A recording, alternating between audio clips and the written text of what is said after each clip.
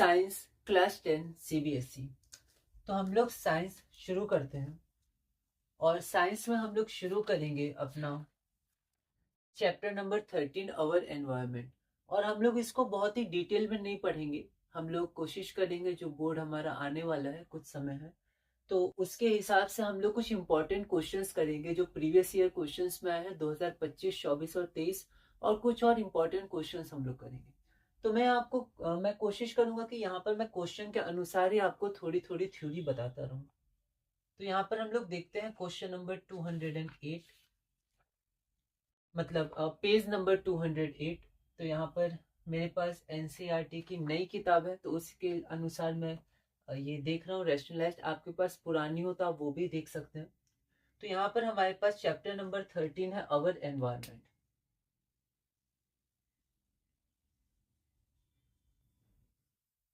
तो एक एक करके मैं यहाँ पर क्वेश्चन लिखूंगा और वहां पर फिर मैं मतलब क्वेश्चन लिखूंगा, मतलब क्वेश्चन में समझाने की कोशिश करूंगा और फिर हम लोग आंसर देखेंगे। और लास्ट में मैं यहाँ पर आपको पीडीएफ दे दूंगा जिसमें से आप देख सकते हैं। तो यहाँ पर हम लोग शुरू करते हैं। तो हमारे पास हमारा चैप्टर नंबर 13 है अवर एनवायरनमेंट। पहला क्वेश्चन जो हमारे पास है वो क्वेश्चन 2025 में आया है और एक बहुत ही इंपॉर्टेंट टॉपिक है इस चैप्टर का जिसको बोलते हैं फूड चेन या फूड वेब। तो यहाँ पर हमारे पास है फूड चेन या फूड वेब। तो इसमें होता है कि जो एक ऑर्गेनिज्म दूसरे ऑर्गेनिज्म को कंज्यूम करता है या खाता है, हम लोग बोल सकते हैं अपने फूड बनाता है, तो उसको एक चेन के रूप में हम लोग रिप्रेजेंट कर सकते हैं। जैसे अगर हम लोग देखें तो यहाँ पर हम लोग देख सकते हैं, जैसे मान लीजिए प्लांट है, प्लांट को डियर खाता है ना। डियर हिरन प्लांट को खाता है और हिरन को कौन खा लेता है, शेर खा लेता है। तो ये एक चेन हो गई, फूड चेन, मतलब कौन किसका खाना बन रहा है, फूड बन रहा है। तो ये एक चेन हो गई। वैसे अलग अलग चेन्स होती हैं, ठीक है, उसको हम लोग फूड चेन कहते हैं। फूड वेब मतलब जब एक ही को दो तीन खा ले, जैसे डियर को टाइगर भी खा सकता है, ठीक है। फिर प्लांट को और भी कोई हर्बीवोरस जानवर खा सकता है, हर्बीवोरस, ठीक है। तो ये सब होता है, एक वेब जैसा बन रहा है तो उसको फूड वेब कहते हैं, ठीक है। तो एनसीईआरटी में आप देख सकते हैं कि वहां पर फूड चेन भी है और फूड वेब भी है। तो यहाँ पर पहला क्वेश्चन हमारे पास क्या है कि which of the following groups do not constitute food chain. तो हमारे पास 4 ग्रुप दिया है और उसमें से बताना है कि कौन सा फूड चेन नहीं बना सकता। तो मैं लिखता हूँ, ठीक है। क्वेश्चन नंबर 1 है हमारे पास। क्वेश्चन नंबर 1 का पहला हमारे पास दिया हुआ है वुल्फ, रैबिट, ग्रास और लायन, ठीक है। दूसरा प्लैंकटन, प्लैंकटन के बाद मैन, मैन के बाद ग्रास हॉपर और उसके बाद फ्रॉग, ठीक है। आपको फूड चेन बनाना है, किससे बन सकता है किससे नहीं बन सकता है। क्वेश्चन है इनमें से किससे नहीं बनेगा फूड चेन। तो ये नंबर 2 हो गया, ये 1 है। 3 नंबर देखते हैं, हॉक, ये चील जैसा उड़ने वाला पक्षी होता है। ग्रास, स्नेक, ग्रास हॉपर और फ्रॉग। और 4th है ग्रास, स्नेक, वुल्फ और टाइगर, ठीक है। ये है। अब हम लोग ऑप्शन देखते हैं ABCD। तो हम लोग ऑप्शन देख लेते हैं। पहला ऑप्शन हमारे पास है 1 एंड 4। दूसरा ऑप्शन है 1 एंड 3। तीसरा ऑप्शन है 2 एंड 3 और चौथा ऑप्शन है 2 एंड 2। क्वेश्चन है कि इनमें से किसमें फूड चेन नहीं बनेगा, नॉट लिखा है, which of the following groups do not constitute a food chain. तो इसमें से किसमें आप फूड चेन नहीं बना सकते, और आपके पास 4 ऑप्शन है, तो हम लोग बनाने की कोशिश करते हैं। तो यहाँ पर अगर हम लोग देखें तो यहाँ पर हम लोग फूड चेन बना सकते हैं। सबसे पहले ग्रास आ जाएगा। ग्रास को कौन खाएगा, रैबिट खाएगा, रैबिट को वुल्फ, और वुल्फ को लायन। ठीक है, तो ऐसे करके हमारे पास ये फूड चेन बन जाएगा। तो 1 तो ऑप्शन नहीं होगा, क्योंकि पूछा है कौन सा नहीं बनेगा, ये तो बन गया, तो 1 काट देते, ये नहीं होगा, ये नहीं होगा। ठीक है, आगे अगर आप देखिए 2 दोनों में है। ठीक है, तो हमारे जो सेकंड है वो नहीं है, मतलब ठीक है, क्योंकि ऑप्शन दोनों में 2 है, तो ये नहीं बन पाएगा। जैसे प्लैंकटन है, मैन है, ग्रास हॉपर है और फ्रॉग है, तो फिर प्लैंकटन इसको कौन खाएगा, तो इसमें से कोई नहीं, है ना। तो यहाँ पर ये नहीं बन पाएगा, तो ये तो ऑप्शन है। ठीक है, अगला देखते हैं क्या ये फूड चेन बन सकता है, तो एक बार कोशिश करते हैं। तो यहाँ पर hawk, grass, snake, grasshopper, frog. तो ग्रास को ग्रास हॉपर, ग्रास हॉपर को फ्रॉग, फ्रॉग को स्नेक, स्नेक को हॉक। तो ये से ये एक दूसरे को खा सकते हैं, तो एक चेन बन सकता है। तो बचा क्या, 4, ग्रास, स्नेक, वुल्फ और टाइगर। ग्रास को कौन खाएगा, तो कोई नहीं खाएगा, ना ये खाता है, ना ये खाता है, ना ये खाता है ग्रास। ठीक है, तो चौथा भी फूड चेन नहीं बनेगा, तो 2 और 4 ऑप्शन बी, है ना। तो ऐसे करके आपको देखना है, ये क्वेश्चंस आ सकते हैं, ऐसे क्वेश्चन कि आपको फूड चेन बनाने या बताना है कि कौन सा फूड चेन है या नहीं है। क्वेश्चन 2 की हम लोग तरफ चलते हैं। क्वेश्चन 2 जो हमारा है वो क्वेश्चन रिलेटेड है कि जो एनर्जी का फ्लो होता है, मतलब जैसे प्लांट्स है, हम लोग प्लांट्स को खाते हैं, या फिर कोई जानवर जैसे हिरण हो गया या कोई और जानवर हो गया, वो लोग जब प्लांट्स या पेड़ पौधे को खाते हैं तो प्लांट्स के पास जो एनर्जी होता है उसका कुछ भाग उनमें चला जाता है। मान लेते हैं हिरण में, हिरण को जब शेर खाता है तो हिरण के अंदर जो एनर्जी था उसका कुछ पार्ट शेर के पास चला जाता है, लेकिन कंप्लीट एनर्जी नहीं जाता है, उसका छोटा सा हिस्सा जाता है। कितना, तो देखा गया है 10%, लगभग 10% जाता है प्लांट से डियर में, फिर डियर से लायन। ठीक है, तो ऐसा परसेंट जाता है। फिर उसके बाद जो प्लांट है, वो प्लांट किसकी मदद से खाना बनाता है, सूरज की मदद से। तो सूरज की शक्ति का बस 1%, 1% वो यूज कर पाता है, बहुत कम।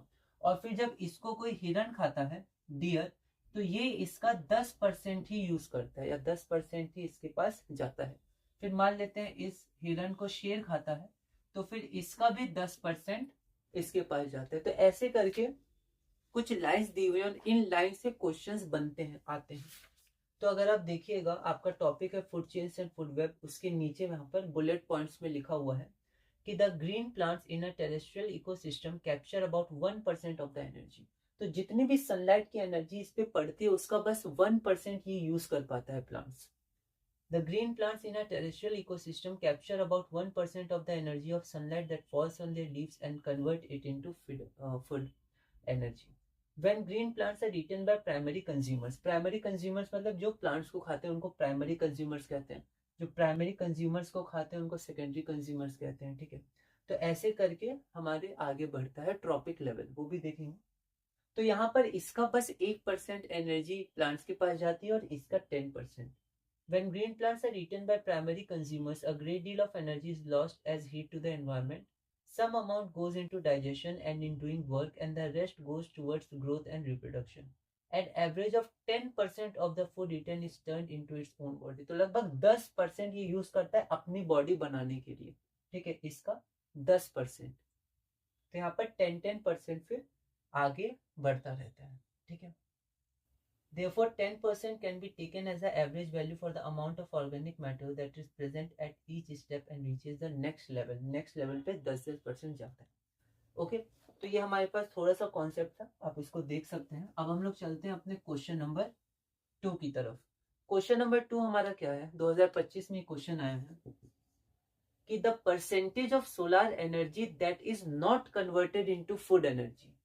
तो सोलर एनर्जी मतलब सोलर सन से, तो जो सन से एनर्जी मिलती है उसको प्लांट्स किस में कन्वर्ट करता है, फूड बनाता है ना, तो फूड एनर्जी में कन्वर्ट करता है। कितना परसेंट करता है, अभी हमने देखा था 1% करता है।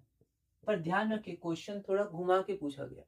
क्वेश्चन पूछा है the percentage of solar energy that is not converted, कितना परसेंट नहीं कन्वर्ट हुआ, तो टोटल 100% होता है, 1% कन्वर्ट हुआ तो कितना परसेंट नहीं हुआ, 99%। 99% जो एनर्जी मिलता है उसको वो कन्वर्ट नहीं कर पाता है, ठीक है। The percentage of solar energy that is not converted into food energy by the leaves of green plants in a terrestrial ecosystem, जो कन्वर्ट नहीं हो पाता है 99%, तो ऑप्शन नंबर हमारा डी हो जाएगा, ठीक है। तो ऐसे क्वेश्चन हमें समझना है।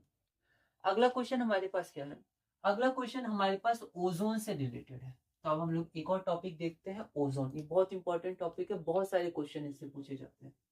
ओजोन, ओजोन बनता कैसे है, ओजोन जरूरी क्यों है, ओजोन होल क्या होता है, ठीक है, और किसके कारण होता है। तो अगर आप आगे देखिएगा तो आगे हमारे पास एक टॉपिक है, how do our activities affect the environment, और उसके अंदर हमारे पास है ozone layer and how it is getting depleted, ozone layer और कैसे वो डिप्लीट हो रहा है, ठीक है, कैसे नुकसान पहुंच रहा है उसका। तो यहाँ पर हमारे पास क्वेश्चन नंबर 3 है, एसर्शन रीजन, ठीक है। एसर्शन में क्या है, the amount of ozone in the atmosphere began to drop sharply in the 1980s, ठीक है। तो यहाँ पर है कि 1980s में, 1980s मतलब 81, 82, 83, उस दशक में, उस पीरियड में जो ओजोन है, ठीक है, तो ओजोन की जो मात्रा है एटमॉस्फेयर में वो घटने लगी 1980s में, ये एसर्शन है। और रीजन क्या है, the oxygen atoms combined with molecular oxygen to form ozone. देखिए ओजोन का फॉर्मूला क्या होता है, O3, O2 ऑक्सीजन होता है, ओजोन O3 होती है। बनता कैसे है, तो एक O, इसमें कुछ नहीं लिखा है तो ये ऑक्सीजन का एटम हुआ, ऑक्सीजन का एटम। ये एटम जब O2 से मिलता है, O2 का ये मॉलिक्यूल हुआ, दो है ना, तो इसको कहते हैं मॉलिक्यूलर ऑक्सीजन, मॉलिक्यूलर ऑक्सीजन। तो ये क्या O3 बना था, O3 को क्या कहते हैं, ओजोन, है ना। तो the oxygen atoms combined with molecular oxygen to form ozone, ये रीजन दिया हुआ है। अब देखिए चार ही ऑप्शन होता है, एसर्शन सही है, रीजन सही है और रीजन करेक्टली एक्सप्लेन कर रहा है। ऑप्शन नंबर बी, एसर्शन सही है, रीजन सही है, पर रीजन करेक्टली एक्सप्लेन नहीं कर रहा है। ऑप्शन नंबर सी, एसर्शन सही है, रीजन गलत है, और ऑप्शन डी, एसर्शन गलत है, रीजन सही है, ठीक है। तो इसलिए मैंने इसमें ऑप्शन नहीं लिखा है, हम लोग आंसर देख लेते हैं। तो पहला हमारे पास है कि 1980s में जो ओजोन की मात्रा है वो घटने लगी, तो ये बिल्कुल सही है। यहाँ पर अगर आप एनसीईआरटी रीडिंग करिएगा तो यहाँ लिखा हुआ है, the amount of ozone in the atmosphere began to drop sharply in the 1980s। 1980s में जो अमाउंट ऑफ ओजोन है एटमोस्फेयर में वो क्या हुआ, गिरने लगा, ठीक है। और उसके बाद लिखा है कि ओजोन बनता कैसे है, जब ऑक्सीजन एटम मॉलिक्यूलर ऑक्सीजन से मिलता है तो ओजोन बनाता है, ये भी बिल्कुल सही है। तो ऑक्सीजन एटम मॉलिक्यूलर ऑक्सीजन से मिला तो O3 ओजोन बन गया, ठीक है। तो रीजन भी सही है, पर क्या ये इसको एक्सप्लेन कर रहा है, मतलब क्यों ओजोन की मात्रा घट गई, तो ये ओजोन का बता रहा है बनता कैसे, ये थोड़े बता रहा है कि मात्रा क्यों घट गई। मात्रा घट गई CFCs के कारण, ठीक है, और जो गैसेस थे उनके कारण। तो यहाँ पर ये रीजन सही तो है पर ये एक्सप्लेन नहीं कर रहा है एसर्शन को। तो हमारा आंसर हो जाएगा option number B. Option number B क्या है, both assertion and reason are correct but reason is not the correct explanation of the assertion, ठीक है। तो ये हमारा ऑप्शन नंबर सी हो जाएगा। क्वेश्चन 3 ये भी 2025 का क्वेश्चन था, बहुत ध्यान से हमें आगे बढ़ना है। अब हम लोग चलते हैं क्वेश्चन नंबर 4 की तरफ। अब क्वेश्चन नंबर 4 हमारा 2 मार्क्स का क्वेश्चन है, तो हम लोग को थोड़ा लैंग्वेज भी इसमें देखना है, ठीक है। तो क्वेश्चन नंबर 4 हमारे पास है, excessive use of chemicals and pesticides in agriculture adversely affect the environment, ठीक है। तो जब हम लोग खेतों में जब कोई हम लोग क्रॉप उगाते हैं, फसल उगाते हैं, तो हम लोग फर्टिलाइजर्स डालते हैं। मॉडर्न एग्रीकल्चर में फर्टिलाइजर्स का बहुत प्रयोग होता है, फर्टिलाइजर्स, पेस्टिसाइड्स, केमिकल्स का, ये सब केमिकल्स होते हैं, इंडस्ट्रीज में बनते हैं। तो इनसे क्या होती है, ग्रोथ बहुत अच्छी होती है। लेकिन क्या होता है, ये नॉन बायोडिग्रेडेबल होते हैं, ये भी हम लोग पढ़ेंगे, इंपॉर्टेंट टॉपिक है। ये क्या है कि ये घुलते मिलते नहीं है, ठीक है। तो नॉन बायोडिग्रेडेबल होते हैं, तो ये मिट्टी में या फिर पानी में जब जाते हैं तो वो क्या करते हैं, अफेक्ट करते हैं, ठीक है, नुकसान पहुंचाते हैं। केमिकल्स होते हैं, तो केमिकल्स मान लीजिए सॉइल के अंदर चले गए या फिर बह के वो किसी नदी या तालाब वगैरह में चले गए तो वहां पर ये नुकसान पहुंचाते हैं, वहां पर जो जीव जंतु रहते हैं, पेड़ पौधे जो रहते हैं यहाँ पर, उनको ये नुकसान पहुंचाते हैं, ठीक है। और ये जो उर्वरता होती है, मतलब जो फर्टिलिटी होती है, फर्टिलिटी, तो फर्टिलिटी को भी ये घटाते हैं धीरे धीरे समय के साथ, ठीक है। जो क्षमता होती है मिट्टी की वो भी घटाते हैं। तो इस कारण बहुत ज्यादा जब यूज होता है, एक्सेसिव यूज, एक्सेसिव, एक्सेसिव मतलब होता है बहुत ज्यादा। तो जब बहुत ज्यादा हम लोग खेतों में केमिकल्स या फर्टिलाइजर्स बार बार हर बार डालते हैं, तो इसकी जो क्षमता होती है, ठीक है, वो धीरे धीरे घटने लगती है। फिर साथ में अगर ये केमिकल्स नीचे चले गए, मिट्टी के साथ नीचे जाते हैं या फिर कहीं और चले जाते हैं, पानी आसपास के तालाबों या फिर नदी या किसी चीज में, तो वहां भी ये नुकसान पहुंचाते हैं, ठीक है, केमिकल्स, क्योंकि ये हार्मफुल भी होते हैं, ठीक है, बहुत ज्यादा यूज करने। तो वही क्वेश्चन है कि एक्सेसिव यूज ऑफ केमिकल्स, मतलब बहुत ज्यादा यूज या इस्तेमाल करने पे जो केमिकल्स और पेस्टिसाइड्स होते हैं एग्रीकल्चर में, खेत वगैरह में, तो वो एडवर्सली, एडवर्सली मतलब बुरी तरह से या फिर अफेक्ट करते हैं, गलत तरह से अफेक्ट करते हैं इन्वायरमेंट को, सॉइल को, इन्वायरमेंट वगैरह को इफेक्ट करते हैं। जस्टिफाई द स्टेटमेंट, उसको आप बताइए कैसे। 2025 में 2 मार्क्स का क्वेश्चन है। तो देखिए, सबसे पहले मैंने ये लाइन दोबारा लिख दी है, ठीक है। तो मैंने आंसर में लिखा है excessive use of chemicals and pesticides in agriculture adversely effect the environment. फिर उसके बाद कैसे कि the chemicals and pesticides goes into the soil and in water bodies.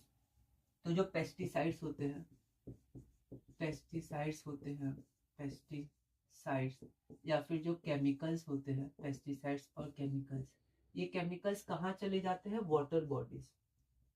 Water bodies मतलब जैसे नदी हो गई, पानी, या फिर तालाब हो गया, पॉन्ड्स या लेक्स हो गया, तो वहां पर ये चले जाते हैं, ठीक है।